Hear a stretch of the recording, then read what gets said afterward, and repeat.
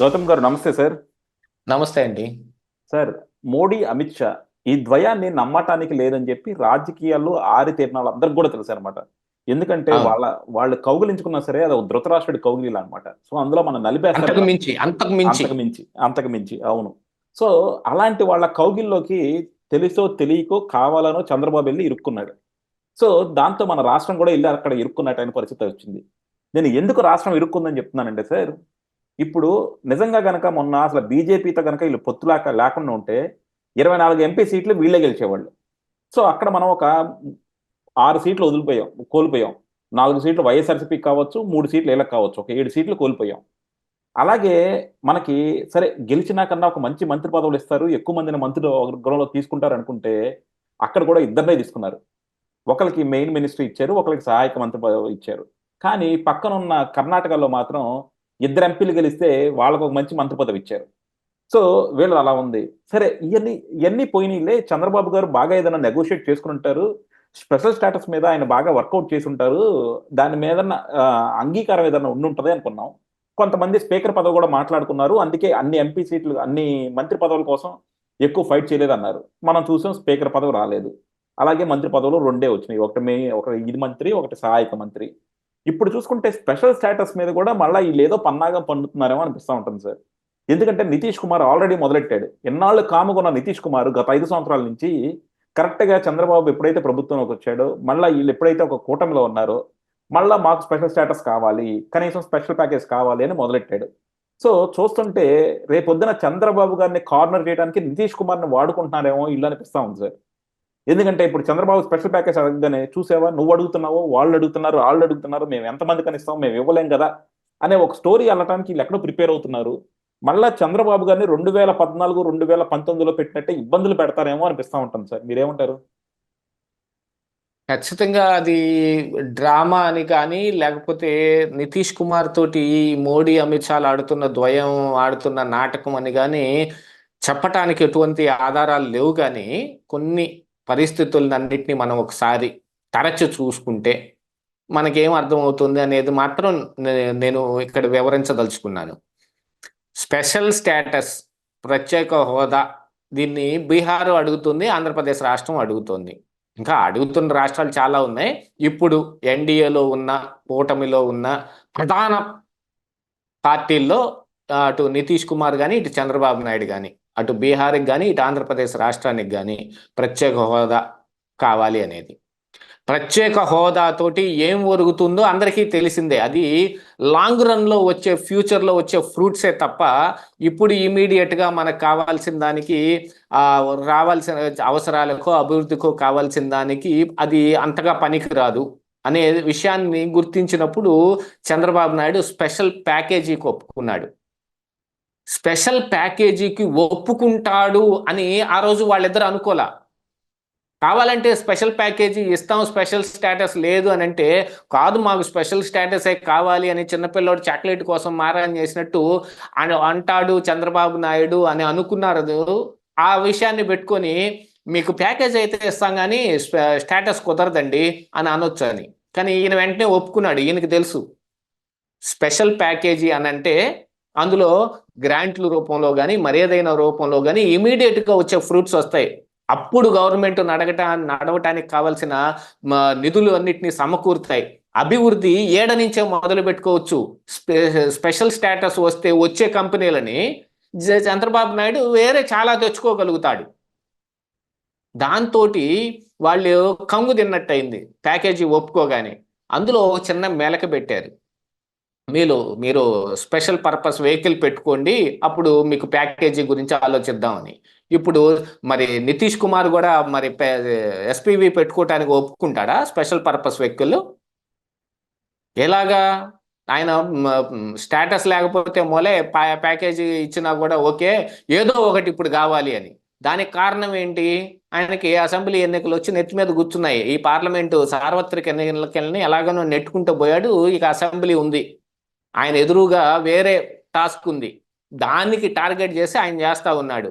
ఈ రెండు విషయాల్లో మరి మోడీ ఆడిస్తున్న నాటకమా, లేకపోతే ఆయనే అసెంబ్లీ ఎన్నికల్ని గట్టెక్కటానికి ఆడుతున్న ఒక రాజకీయ చతురత ఇవి అనుకోవచ్చా అనే దాంట్లో సందిగ్ధం ఉంది.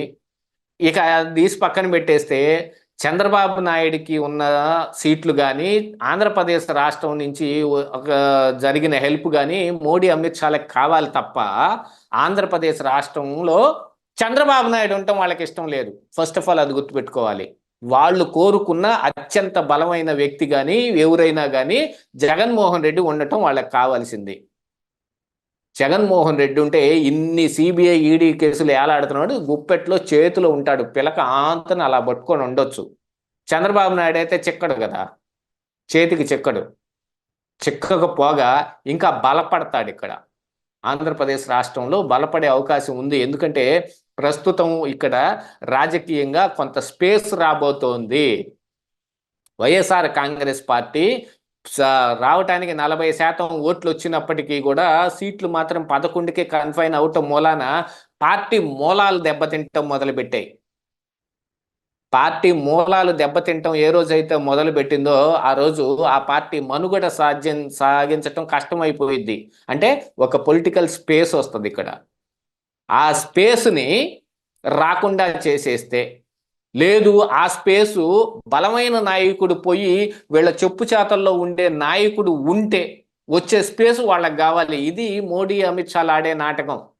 దానికే మీరు చూశారంటే మహారాష్ట్రను ఒకసారి ఎగ్జాంపుల్గా తీసుకుంటే అక్కడ BJP party, Shiv Sena party, NCP party అన్నీ ఉన్నాయి. అందరూ బలంగానే ఉన్నారు. అక్కడ అందరూ ఈక్వల్ బలంతో ఉన్నారు. అందుకని ఆ రోజుకి మహారాష్ట్ర ఎన్నికల్లో శివసేనని కలుపుకొని ఎన్డీఏ, కాంగ్రెస్, ఎన్సిపి కలిపి వాళ్ళు కూటమి, వేరే కూటమి. ఈ రెండింటితోటి ఉన్న దాంట్లో ఉద్ధవ్ ఠాకరే సీఎం అడిగిన పాపానికి దాన్ని నెట్ట నిలువున రెండున జైలు చేశారు. ఒకవేళ ఇతను వెళ్ళిపోయి కాంగ్రెస్ ఎన్సిపి తోటి కలిస్తే మనకంటే ఎక్కువ వచ్చి ఏమన్నా బలపడతాడేమోనని ఎన్సిపిని కూడా చీల్చారు. అనవసరమైన చీలికలు చేశారు. అది మోడీ అమిత్ షాలు అంటే. వాళ్ళ దురాఘాతాలు అలా ఉంటాయి. ఇప్పుడు చంద్రబాబు నాయుడిని ఎత్తి పక్కన పెట్టుకున్నారు. అబ్బా నాకు అరకు కాఫీ గుర్తొస్తోంది అని ఆయన ట్వీట్ చేశాడు అని అంటే ఉప్పొంగిపోవాల్సింది ఏమి లేదు. ఇక్కడ కింద మంట రాబోతోంది.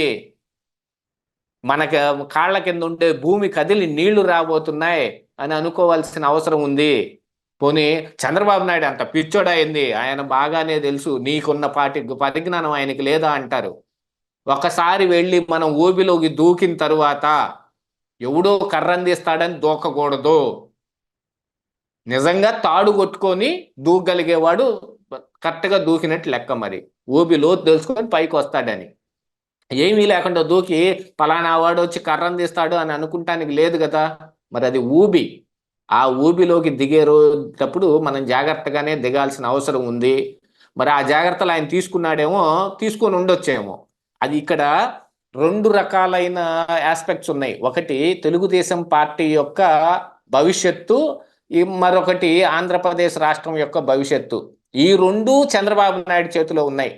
కానీ చంద్రబాబు నాయుడు వెళ్ళి వాళ్ళిద్దరి చేతుల్లో కూర్చొని ఉన్నాడు, మోడీ అమిత్ షాల చేతుల్లో. వాళ్ళు ఏమి ఇస్తే అది తీసుకోవటం తప్ప చేసేది ఏమి లేదు. ఈ రోజుకి కూడా కొత్తగా వచ్చిన ప్రభుత్వం నెల రోజులు కూడా కాలేదనుకున్నా ఆల్రెడీ 7,000 కోట్ల రూపాయలు అప్పు చేసింది. మరొక 5,000 కోట్ల రూపాయలకి ఇండెంట్ పెట్టున్నారు. ఎందుకండి అప్పు? పైనున్నది కూడా గవర్నమెంటే కదా, వాళ్ళు కూడా ఈ రాష్ట్రంలో ఒక భాగమై ఉన్నారు కదా, ఒక గ్రాంట్ ఇవ్వచ్చు కదా. ఎందుకు ఇవ్వరు? చంద్రబాబు నాయుడే ఆంధ్రప్రదేశ్ రాష్ట్రం తరపున అప్పు చేయాల్సిన పరిస్థితి ఏమిటి? బీజేపీయే కేంద్రం నుంచి ఆంధ్రప్రదేశ్ రాష్ట్రంలో ఈ గవర్నమెంట్లో భాగం కూడా అయి ఉన్న ఒక బీజేపీ అక్కడి నుంచి ఎందుకు గ్రాంట్ ఇవ్వదు? ఆ విషయాన్ని తేల్చాలి ఇక్కడ. మళ్ళీ తిరిగి అప్పులు చేసుకుంటమే అయిపోయింది చూడండి ఆంధ్రప్రదేశ్ రాష్ట్రం పరిస్థితి. అంటే చంద్రబాబు నాయుడు ఎన్ని పాచికలు వేయనియండి, దానికి వాళ్ళు మరొక ఎదురు పాచిక వేస్తారు. మొండివాడు రాజు కంటే బలవంతుడు, ఇది సామెత. కాబట్టిన కుందేలుకు 3 కాళ్ళు అన్నాడంటే 3 కాళ్ళు అది మోడీ అమిత్ షాలే. ఆ మొండివాళ్ళు వాళ్ళిద్దరే. రాజకీయంలో ఉన్న ఎవ్వరూ వాళ్ళ ముందు పనిచేయరు, అడ్డం తిరిగి మాట్లాడతారు. 2014 నుంచి 19 వరకు ఎంతో సఖ్యంగా ఉన్న చంద్రబాబు నాయుడు పోలవరం కోసం అన్ని పనులు ఆయనే చేపించుకుంటూ ఆయన ఈ యూటిలిటీ సర్టిఫికెట్లు అన్నిటినీ పెట్టి డబ్బులు డ్రా చేస్తూ ఉంటే ఏటీఎం డ్రా చేసినట్టు డబ్బులు డ్రా చేస్తున్నాడని మాట్లాడిన మాటలు ఇవి. ఎందుకు మర్చిపోతారు? మర్చిపోకండి. ఇంకా ఉన్న రోజుల్లోనే జరిగితే ఇప్పుడు చూడండి పరిస్థితి ఎలాగుంది అనేది. చంద్రబాబు నాయుడు నిజంగా చాలా పెద్ద రిస్కులో ఉన్నాడు. ఆ రిస్క్ ఎలాంటిది అనేది ఇన్ ఫ్యూచర్ తెలుస్తుంది. నాకు వేరే కొంత సమాచారం అందుతోంది. ఆ సమాచారం ఇప్పుడే నేను బయట పెట్టదలుచుకోలేదు, ఎందుకంటే నాకే దాని మీద పూర్తిగా సమగ్రంగా ఎటువంటి సరిపోలుతున్న ఏమీ సమాచారం రావటం లేదు. కాబట్టి ఇక్కడ ఒక పెద్ద ఉపద్రవం జరగబోతోంది ఆంధ్రప్రదేశ్ రాష్ట్రంలో. అందున చంద్రబాబు నాయుడికే జరగబోతోంది నాకున్న సమాచారం ప్రకారంగా. ఖచ్చితంగా మరొక ఉపద్రవం జరుగుతుంది ఇక్కడ. అది మోడీ అమిత్ షాలే చేస్తారు. వాళ్ళు అనుకున్న పనులు వాళ్ళు చేసుకుంటూ ఉన్నారు. ఓం బిర్లాని స్పీకర్గా పెట్టుకున్నారు, పురంధరేశ్వరిని డిప్యూటీ స్పీకర్గా పెట్టుకున్నారు. ఆంధ్రప్రదేశ్ రాష్ట్రాన్ని తిరిగి ఎలాగోలా జగన్మోహన్ రెడ్డి చేతిలో పెట్టడం కోసం వాళ్ళు విశ్వ ప్రయత్నం చేస్తారు. ఆ ప్రయత్నాలన్నిటికీ వాళ్ళు ఎలాంటి ఇప్పుడు చెస్లో పావులు కదుపుతుంటే ఎదుటి వాటికి ఎత్తుని మనం అంచనా వేస్తాం చూడండి. అలాగా ఇప్పుడు వాళ్ళు చేయబోయే పనులు బట్టి రేపు ఆంధ్రప్రదేశ్ రాష్ట్రంలో జరగబోయే ఉపద్రవం ఏంటి అనేది మనకు తెలుస్తుంది. ఆ ఎత్తులని మనం ఎలాగా అర్థం చేసుకుంటాం అనే దాన్ని బట్టి వాళ్ళ ప్లాన్ ఏంటి అనేది చెప్పగలుగుతాం. కానీ ఇంకా అంత పూర్తి సమాచారం లేదు కాబట్టి ఆ ప్లాన్ ఇంకా పూర్తిగా బయటకు రావట్లేదు. నాకు తెలిసిన దాని ప్రకారం అయితే రానున్న 3 నెలల్లో 100 రోజుల తరువాత ఆంధ్రప్రదేశ్ రాష్ట్రంలో ఒక పెద్ద ఉపద్రవం జరిగిద్ది, అది కన్ఫామ్. ఇది ఇప్పుడు చెప్పండి, మరి బీహార్లో నితీష్ కుమార్ వాళ్ళతో కలిసి డ్రామా ఆడుతున్నాడా, లేకపోతే ఆయన సొంతగానే స్పెషల్ ప్యాకేజీ కానీ స్టేటస్ కానీ అడుగుతున్నాడా? ఇటు చంద్రబాబు నాయుడు అంత నీకు ఉన్నంత తెలివి కూడా లేకుండా వెళ్ళి వాళ్ళ చేతుల్లో ఇరుక్కున్నాడా? ఏంటో చెప్పొచ్చు కదా. ఇప్పుడు